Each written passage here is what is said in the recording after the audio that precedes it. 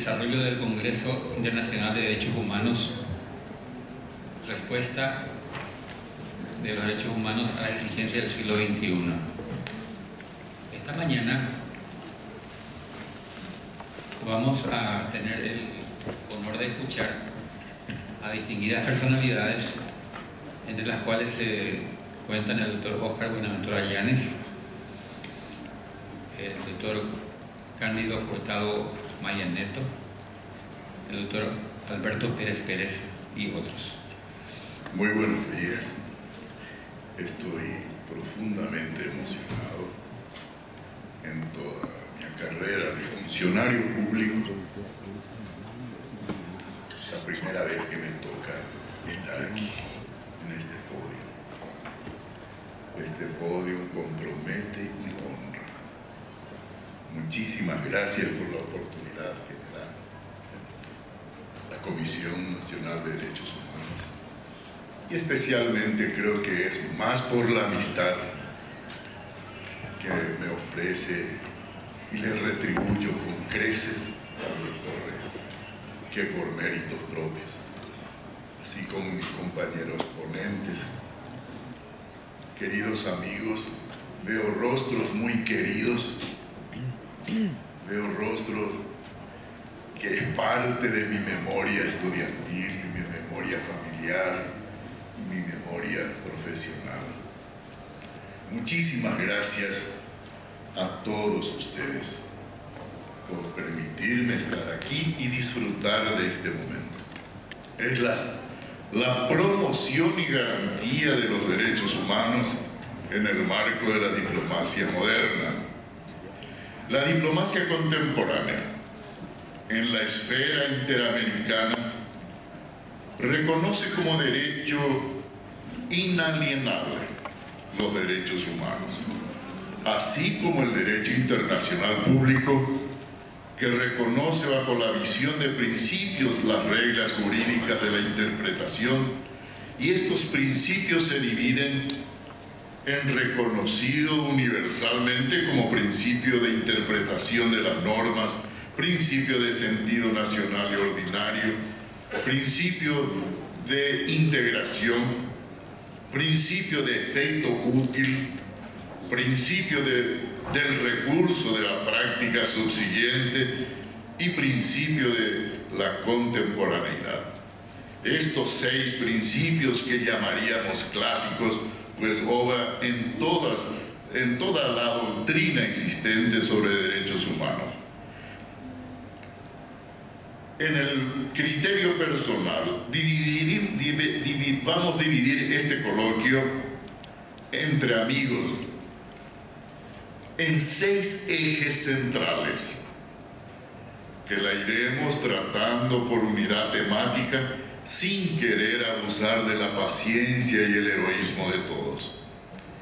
Derechos humanos individuales.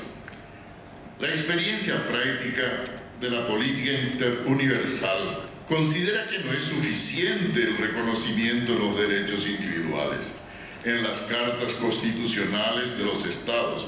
Si fuera así, los individuos de esa nacionalidad estarían sujetos a las apreciaciones del Estado, donde se encuentran los cuestionamientos y observancias de estos derechos. Las razones que la norma internacional que regula estos principios se encuentren por encima de las leyes nacionales, que no estén sujetos a la voluntad del Estado nacional, los derechos y obligaciones de los individuos, que además de esa misma ley internacional prevea la creación de órganos de protección especializados. La Comisión Interamericana de Derechos Humanos y la Corte Interamericana de Derechos Humanos, encargados de investigar y adoptar decisiones imparciales y eficaces en los casos que se discuta la observancia de aquellos incuestionables derechos, siguiendo siempre a doctrinadores paraguayos que se cita en muchos materiales, como es el señor Rodolfo Acereto y Elodia Almirón, compatriotas muy queridos. Reconocemos que el paso histórico de esta noble figura jurídica de los derechos humanos en la Conferencia de México en el bello Palacio de Chapultepec en 1945, en su obra Los 5 soles de México, donde se enumera el ciclo de las civilizaciones, y en este tiempo se vive el 5.º ciclo, el ciclo de las movilizaciones. Las 4 anteriores son tierra, mar, fuego y aire.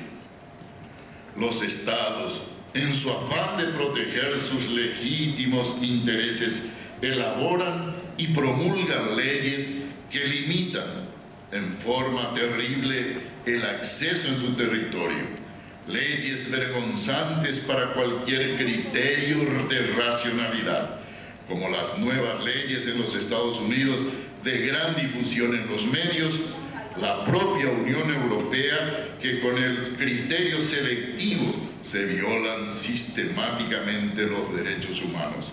Es interesante, por lo tanto, que nuestros nacionales se informen correctamente del sistema migratorio de estos estados para evitar humillaciones de toda clase y la extraña sensación de sentirse delincuente por anticipación.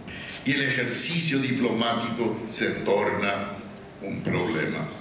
Para la defensa y protección de los nacionales, cuando esta situación se presenta, se debe de utilizar el ingenio y la creatividad para impedir que se violen los derechos elementales y pisotear dignidades, que se ha vuelto tan común en los aeropuertos y zonas fronterizas del mundo entero.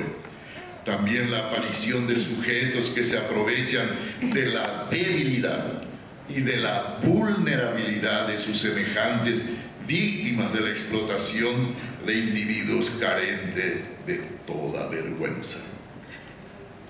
Por la ligera enumeración señalada, la doctrina debería intervenir más, promover más, exigir más.